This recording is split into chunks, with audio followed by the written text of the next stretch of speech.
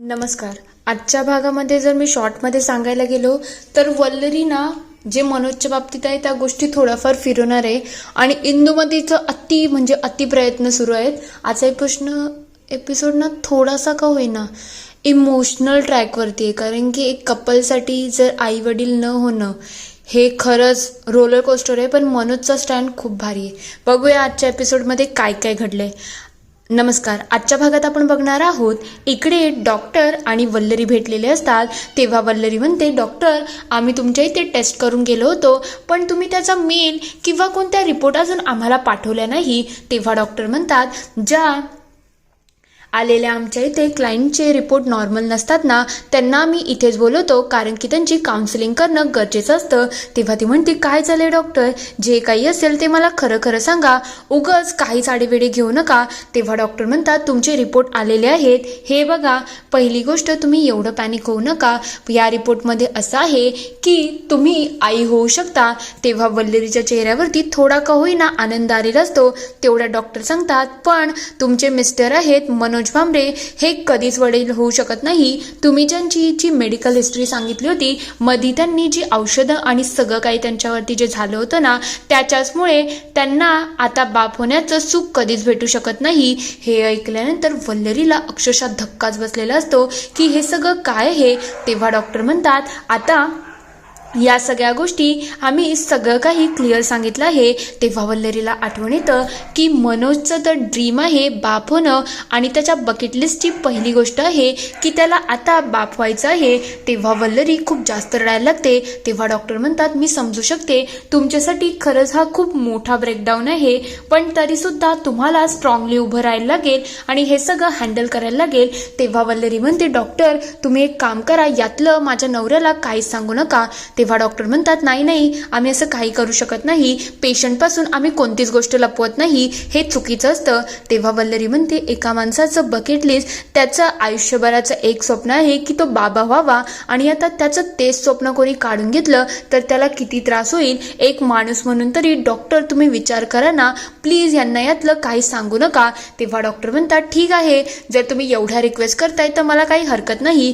तेवढ्यात वल्लरी तिथे लागलेला बाळाच्या पोस्टरकडे बघते आणि तिच्या चेहऱ्यावरून दिसत असतं की तिला खूप त्रास होत आहे. तर थोड्या वेळानंतर वल्लरी घरी येते. ती एकांतात बसलेली असते आणि खूप भावुक असते. तेवढ्यात तिथे इंदुमती येते आणि विचारते, काय ग, तू आली तर मला कळलं सुद्धा नाही, अशी डबक्या पावनात कशी आली? मी तुला माहिती आहे का, चिकणे बाबांकडे गेली होती, त्यांचा हा प्रसाद आहे आणि या प्रसादाने लवकर गुण येतो. मी तर तुला सांगते, हा अंगारा सुद्धा घे, तो दररोज सकाळी देवपूजा केल्यानंतर तुला प्यायचा आहे आणि अंगारा तुला लावायचा सुद्धा आहे. तेव्हा वल्लरी विचारते, हे सगळं कशासाठी? तेव्हा इंदुमती सांगते, अगं भामरे घराण्याचा वंश वाढायला पाहिजे ना, मग त्याच्यासाठी तू जेव्हा आई होशील तेव्हाच तर हे सगळं होणार आहे, आणि या प्रसादाचं खूप मान्यता आहे. याच्याने लवकर बाळ होतं, म्हणून काहीही झालं तरी भामरे घर पुढे जायलाच पाहिजे आणि तू ते कुल पुढे नेणार आहे. तेव्हा वल्लरी चिडते आणि म्हणायला लागते, द्या सासूबाई, काय घ्यायचं आहे. ती रागारागात आत निघून जाते. तेवढ्यात इकडे वल्लरी रडत असते. तेव्हा इंदुमती म्हणते, या घरामध्ये मी काय बोलली की लगेच प्रॉब्लेम होऊन जातात. सासू काय मारते, झोडते का तमाशा करते, सगळं काही मी तुमचाच विचार करून सांगते ना. भामरे घरानं पुढे जायला पाहिजे, पण सासूचं तर कोणाला ऐकायचंच नाही आहे. जो तो आपापली मनमर्जी चालतो. दुसरीकडे वल्लरी इकडे तिच्या कामामध्ये असते. तिला राहून राहून डॉक्टरांनी मनोजबद्दल काय सांगितलं हे सगळं आठवण येत असतं. तेवढ्यात तिथे मिठू येते आणि विचारते, वल्लरी काय बनवलं आहे? तेव्हा ती म्हणते, काय नाही ग, साधीशी भाजी आहे. तेव्हा ती म्हणते, तुला माहिती आहे का, आज आमच्या आश्रमामध्ये काय झालं? मुलांनी एवढा दंगा घातला होता ना, आणि त्या दंग्याला निस्तरता माझी पुरेपूर वाट लागली होती. म्हणजे एक छोट्याशा खोरबरूवरून सुद्धा ते इतके भांडू शकतात की काही बोलूनच फायदा नाही. त्यांच्या इकडे गप्पा सुरू असतात. तेवढ्यात मनोज तिथे येतो आणि त्याच्या हातामध्ये वल्लरीसाठी गजरा असतो. तो लगेच तिला बघून गजरा बाजूला ठेवतो आणि म्हणायला लागतो, मिठूताई, मुलं जिथं असतात तिथे धमाल मस्ती तर असतेच ना. तेव्हा ती म्हणते, ते तर बरोबर आहे मनोज जीजू, पण तुम्हाला माहिती आहे का, त्यांची भांडणं एक पट्टीवरून एक गोष्टीवरून कशाने होतात आणि अख्खा दिवस आमचं डोकं खराब करतात. तेवढ्यात तो म्हणायला लागतो, अगं हे सगळं तर चालूच राहील, कारण की जिथे मुलं असतं ना तिथलं घर भरलेलं असतं आणि हसतं खेळत असलं की किती छान वाटतं ना. तुम्हालाही ते नसले की चांगलं वाटत नसेल. तेवढ्यात इकडे लगेच वल्लरी विषय चेंज करते आणि म्हणायला लागते, मिठूताई तुम्ही जेवून घेता का? तुम्ही जेवल्यानंतर आपण जाऊ आणि तेजताईंचं घर जरा आवरून घेऊ. कसं आहे, लग्नाच्या गडबडीमध्ये त्या अशाच गेल्या आहेत, मग थोडं घर आवरायला हवं. तेव्हा ती म्हणायला लागते, ठीक आहे, एक काम करते, मी एकटीच जाते. तू काय कर माहिती का, मी आली की जेवून घेईल, मला तर थोडं काम आहे ते मी आवरून दे, चावी दे मला. ती लगेच चावी घेऊन तिथून निघून जाते. तेवढ्यात मनोज दार लावतो आणि वल्लरीकडे बघायला लागतो. तेव्हा वल्लरी लगेच विषय सावरते आणि म्हणायला लागते, अहो तुम्ही सुद्धा बदलून घ्या, म्हणजे कसं जेवायला सगळेच मोकळे. तिला थोडं भावूक वाटत असतं की मी कसं आणि कोणाला सांगू माझ्या मनामध्ये काय चाललंय. थोड्या वेळानंतर इकडे वल्लरी त्याच विचारामध्ये असते की मी काय एक्सप्लेन करू आणि कसं सगळ्यांना सांगू की हे बाप होऊ शकत नाही. तेवढ्यात मनोज तिथे येतो आणि आतून गजरा काढून लगेच वल्लरीच्या डोक्यामध्ये माळायला लागतो. तेव्हा वल्लरी म्हणते, काय झालं, हे सगळं काय आहे? तेव्हा तो म्हणतो, काय झालं तुला, तू आज एक्सायटेड का नाही आहेस? दरवेळेला मी जेव्हा तुझ्यासाठी गजरा आणतो ना तेव्हा तू नेहमी खुश असते, पण यावेळेला असं काय झालं आहे? तुझ्या चेहऱ्यावरती आनंद नाही का? काही झालंय का? आई तुला काही बोलली की अजून काही प्रॉब्लेम झाला आहे? तेव्हा ती म्हणते, काहीच नाही हो, तुम्ही उगाच काळजी करताय. तेव्हा तो म्हणतो, तुझे वकिलीची उत्तरं माझ्यासमोर देऊ नको. तुझ्या चेहऱ्यावरची एखादी नस इकडची तिकडे झाली ना की मला कळतं की काहीतरी गडबड आहे, म्हणून प्लीज मला सांग काय झालं आहे. तेव्हा ती म्हणते, अहो काहीच नाही, खरं खरं सांगते ना, काहीच झालं नाही. तेव्हा मनोज विचारतो, मग मला एक सांग, तू डॉक्टरांकडे गेली होती तेव्हा तिथे काय झालं, काही रिपोर्ट आला का? तेव्हा ती म्हणते, नाही हो, काही झालं नाही. तेव्हा मनोज म्हणतो, आत्ता मला समजलं आहे, डॉक्टरांनी काय सांगितलं आहे ते मला सांग. तेव्हा वल्लरी सांगते, अहो डॉक्टरांनी असं सांगितलं आहे की मी कधीच आई होऊ शकत नाही, मी तुम्हाला बाळाचं सुख देऊ शकत नाही, सॉरी, प्लीज सॉरी.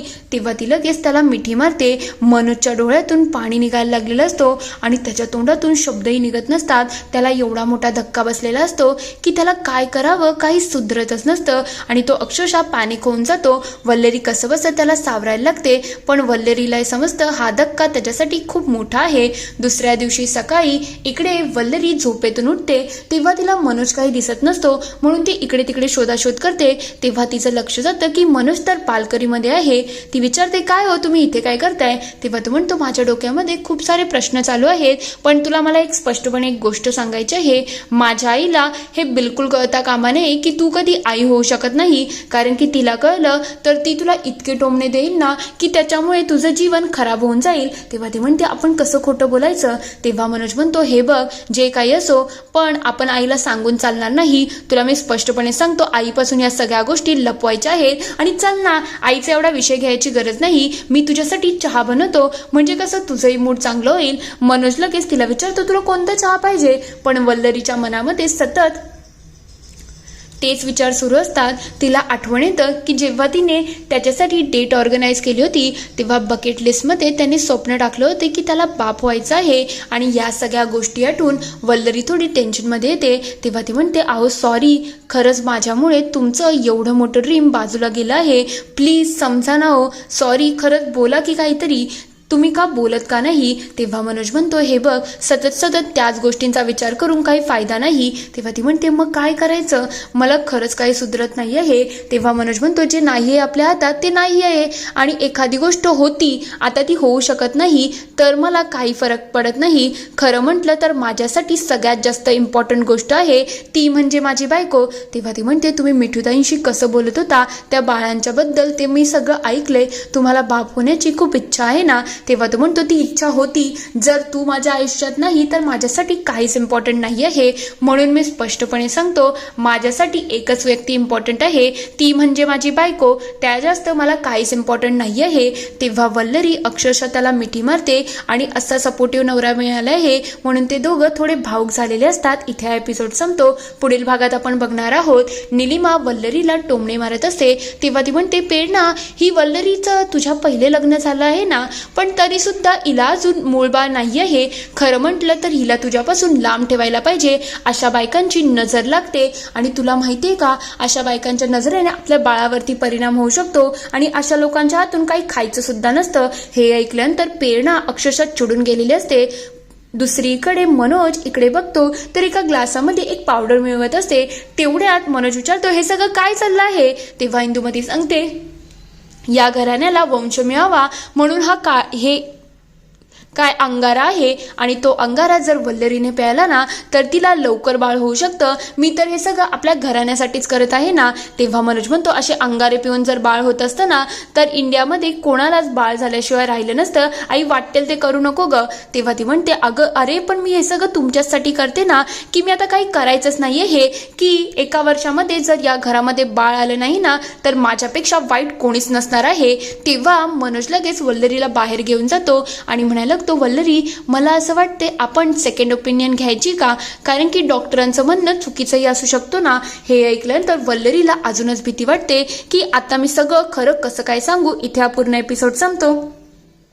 आता वल्लरीने स्वतःवरती तर आळ घेतला आहे, पण हे सत्य ती मनोजपासून किती दिवस लपून ठेवेल. तुम्हाला काय वाटतं ते मला कमेंटमध्ये नक्की कळवा. व्हिडिओ आवडला असेल तर लाईक शेअर सबस्क्राईब करायला विसरू नका. व्हिडिओ बघितल्याबद्दल धन्यवाद.